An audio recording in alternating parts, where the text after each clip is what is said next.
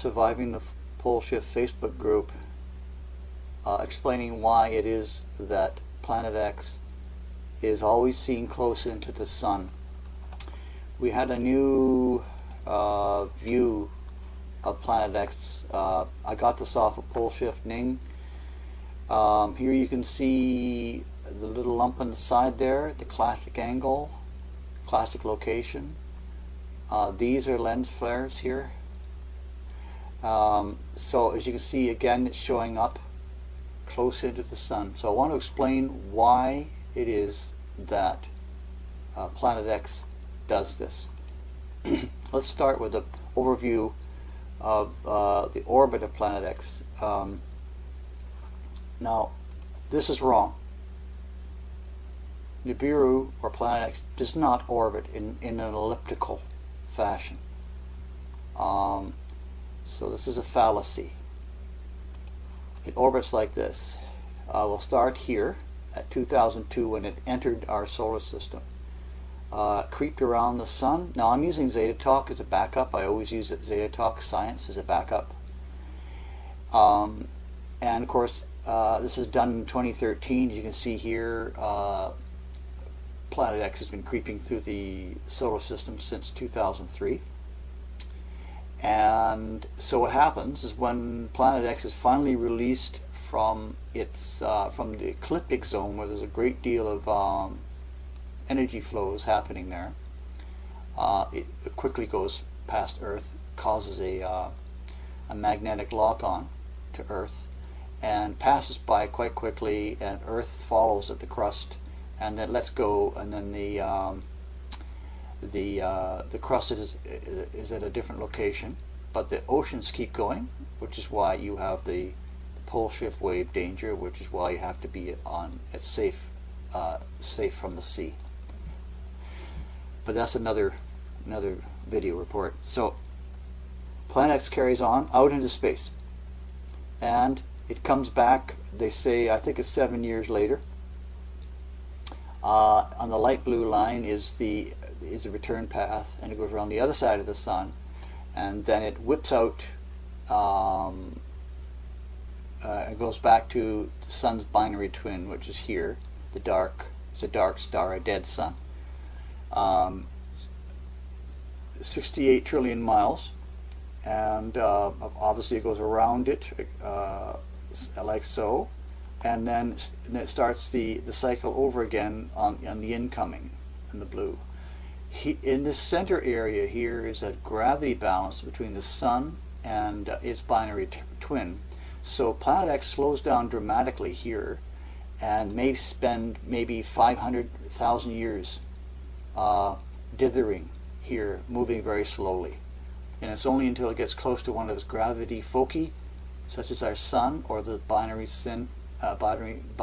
twin, it speeds up. It goes very fast. I remember reading in Zeta Talk that it approaches the speed of light. So that's the orbit, and they call it a sling orbit. Now let's look at what Planet X is up against in our solar system. Now this is obviously only what I'm aware of and what I've read. Now we're going to move over to here, and we're going to switch gears here.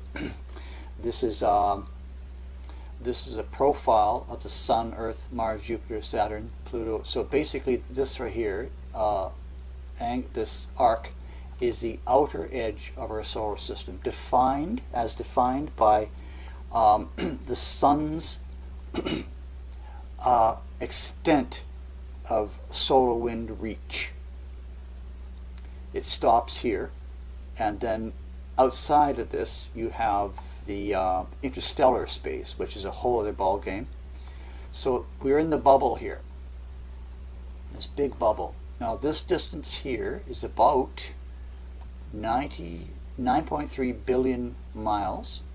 As an example how big that is, Pioneer 2 was launched in 1977, and it traveled at 55,000 kilometers an hour.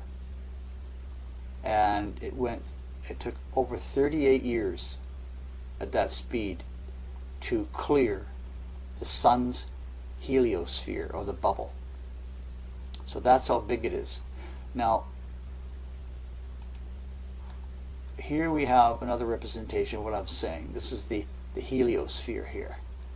So the sun is emitting massive particles called solar wind, or cosmic radiation, cosmic wind, and it blows it out to its extent, to the farthest extent it can. Now what happens is this entire mass of area here is full of atomic particles and circulating, and near the sun they recirculate. Now there's another one. There's another. You can see here more of the inner disturbance of the solar system. This is the magnetic field of the sun as it rotates, blowing out these waves. So there's a great deal of forces, atomic particles, all happening in this great big heliosphere around the sun. So when Planet X enters the solar system, it's got to fight through all that cosmic wind activity. Now that's the only. There's probably many other things happening, many other atomic particles. The Zeta say there are. I think they said there's 1,001 atomic particles, and man is only aware of like 30 or 50 or 100 or something like that. So there's many more particles involved. So here is Planet X creeping through the inner solar system, fighting the massive flows on the ecliptic.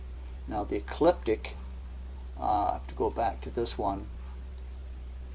Here you see the disks of the orbital plane of all the different planets. This disk, that's commonly referred to as the ecliptic. So Planet X is fighting its way through that. Now I want to go to another one of my drawings. Let me find it here. This one. Okay, so this is Planet X, that's the sun. This is Earth, this is Venus, and this is Earth's dead twin. This light circle here is called what the Zeta cup. The Zetas call the cup, and that's formed by a very simple principle. When you've got a blockage in a flow, the flow moves around the blockage and creates a back eddy behind it, and that's what's happening. Only instead of water or whatever or air, it happens to be cosmic particles, atomic particles from the sun, blown out from the sun. So Earth is caught in this cup with the other two planets. This also means that Earth is stopped in orbit. Now that's another discussion, of course, but we wouldn't be seeing Earth's dead twin to the west if it weren't stopped in orbit. That's all I'm going to say right now. I can argue this and prove it. I already have actually a drawing made up, which will come out in my next newsletter, which pretty much nails it to the wall to anybody who wants to figure it out with me. If you read it and look at at my graphic, it's quite extensively detailed, but you'll see that it proves beyond a shadow of a doubt that the Earth is indeed stopped in orbit. Anyways, here it is in the cup, standing in front of Planet X. Now, that means that as Planet X advances in a clockwise movement through around the sun, clockwise, against Earth and the rest of the planets anti-clockwise movement around the sun, naturally on December 25th, 2003, Earth encountered Planet X moving from the opposite direction, popping up from the solar system south, and into the orbital plane. So Earth had no choice but to stop. So ever since then, as Planet X has been creeping in its clockwise motion through the inner solar system, Earth and all the other planets in this cup have been pushed back. So what that means is that the Earth and Planet X are in a lockstep, and that means that when Planet X advances a mile, Earth retreats a mile. Planet X advances for a few weeks for 20 miles, Earth in the same period of time backs up the 20 miles. So they're locked into this while Planet X advances, is pushing them back. Also keep in mind that since the Planet X and the planets in the particle flow cup are one unit. They're one unit. They're moving together. So the only other player in this drama is the Sun, and it's really an access point. So you've got Planet X, Earth, Earth's dead twin, and Venus all sitting on a swing together, and the axis and the swing is hung from the Sun. So the Sun only is a backdrop to the drama between Earth and Planet X. So this is why Planet X is always viewed close into the Sun, because of the angle that has been established between Planet X and Earth and the Sun, and that angle has remained more or less the same, which is why we have sightings like this here that I referred to earlier. This is a constant. You always see Planet X here, and the reason for that is because we are locked in lockstep with Planet X, and the Sun is just an access point. So that angle doesn't change very much. The only thing that's going to change is when Planet X speeds up and it achieves a much higher velocity as it leaves our solar system, and that's pole shift time. So that's why we always see Planet X in static positions, relatively static. This is Chris Thomas. Thank you.